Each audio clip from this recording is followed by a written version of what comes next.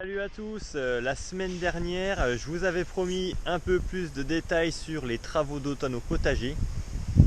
Donc on se retrouve cette semaine pour la création de nouvelles zones de potager à partir de rien, enfin disons à partir d'une prairie comme ça non cultivée. Et on va voir les différentes étapes pour vraiment créer un potager qui soit directement productif dès le printemps. Donc on va passer d'une prairie comme ça avec une terre assez compactée, assez peu fertile, à une terre bien friable et enrichie en matière organique. Alors on va voir dans cette vidéo les différentes étapes. C'est parti.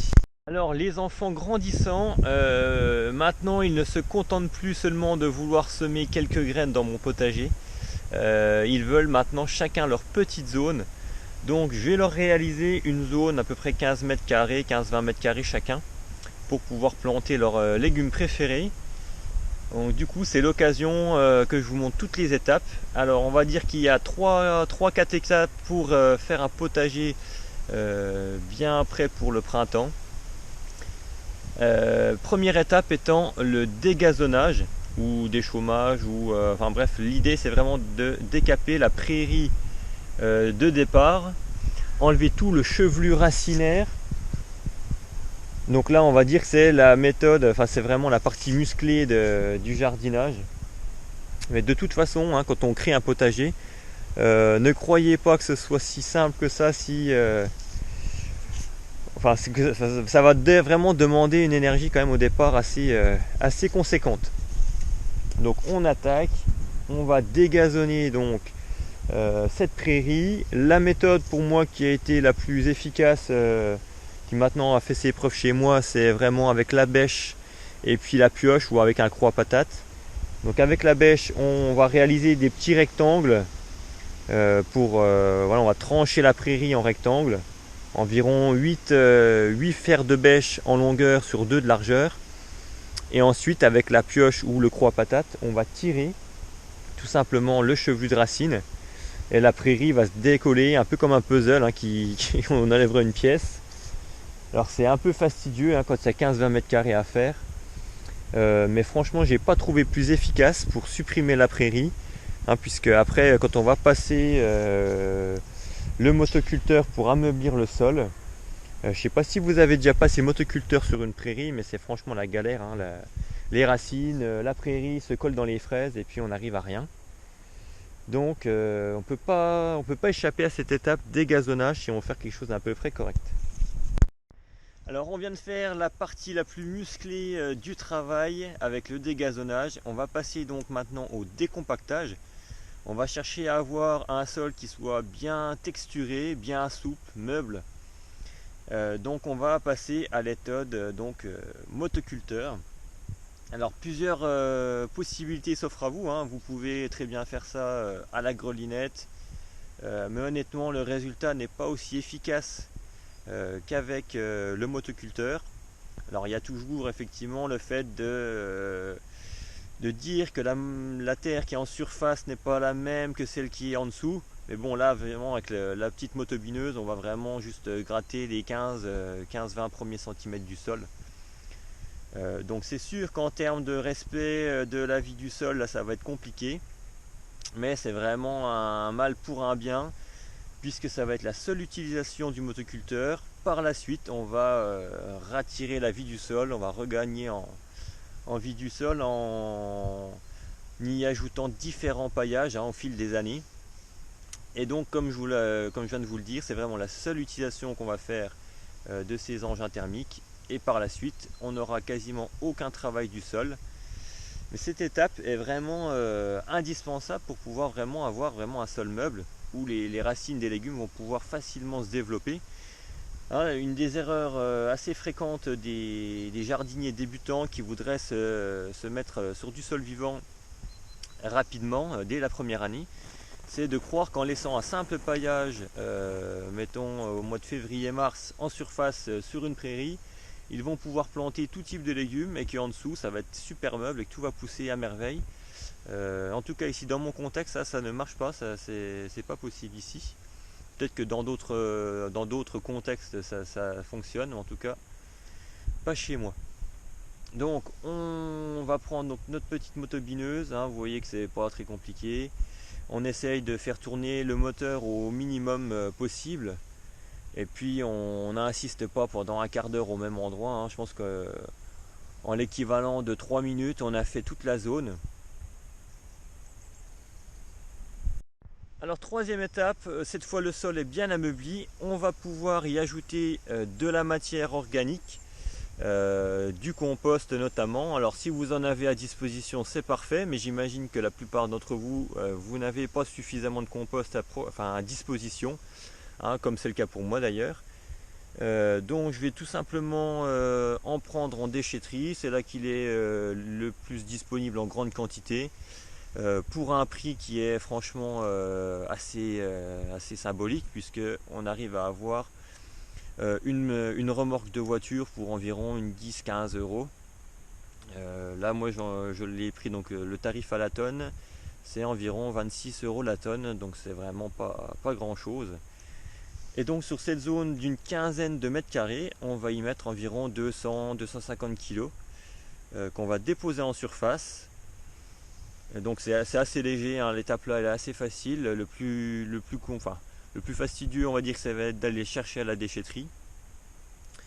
Et puis donc une fois qu'il est étalé à la surface, on va y mettre donc 5 à 10 cm à peu près.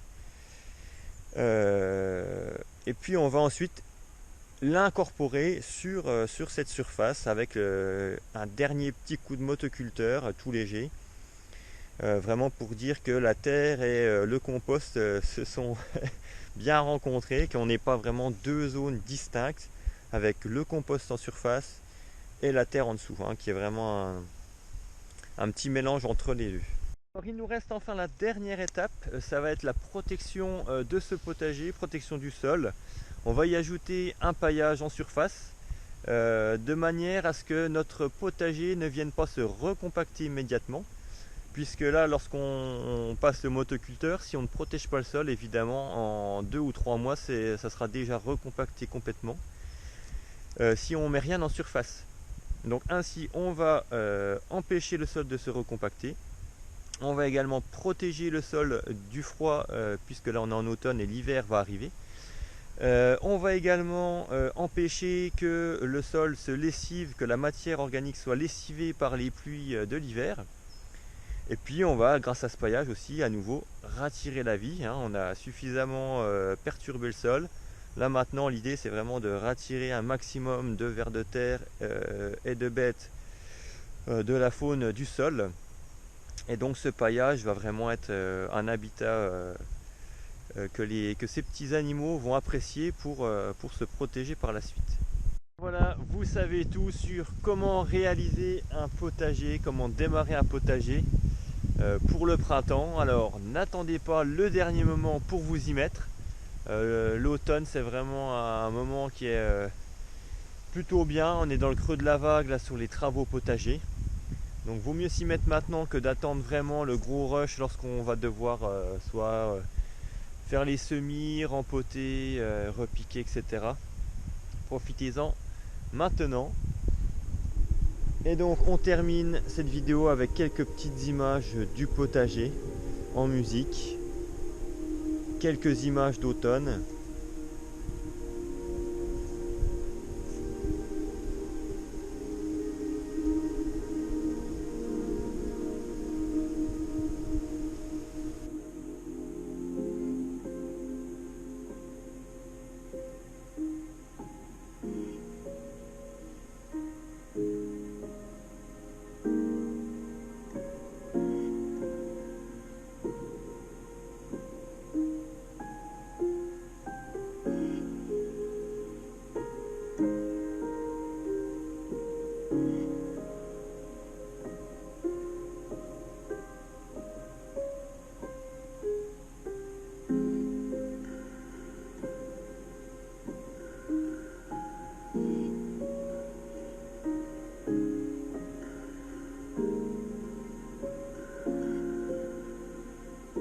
Les petites poulettes là qui gambadent dans le poulailler, qui profitent de ce magnifique temps d'automne, un beau soleil.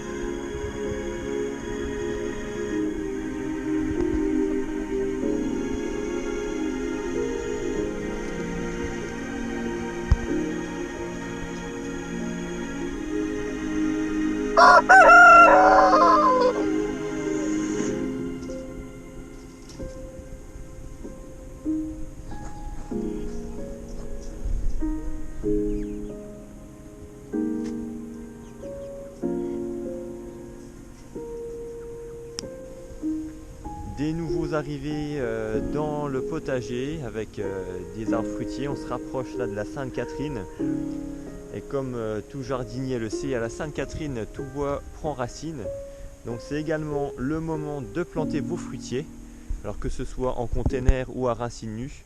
Là on a un beau plaque minier, la variété donc Kaki Fuyou, qui va rejoindre notre potager.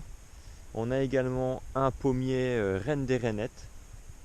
Donc voilà, profitez-en aussi de cette période pour planter des arbres fruitiers qui sauront vous le rendre x10 d'ici quelques années.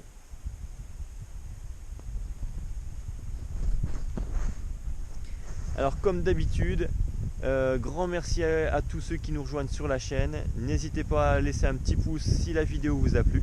Et quant à moi, je vous dis à très bientôt. Ciao, bye bye.